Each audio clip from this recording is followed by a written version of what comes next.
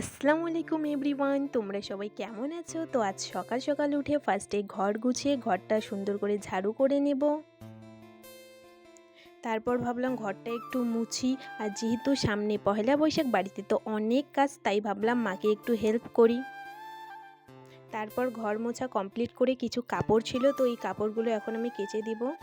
তো তারপর দেখলাম যে এদিকে ফুলগুলো অনেক ধুলো পড়ে গেছে, তো এই ফুলগুলোকে এখন আমি ধুয়ে দিব।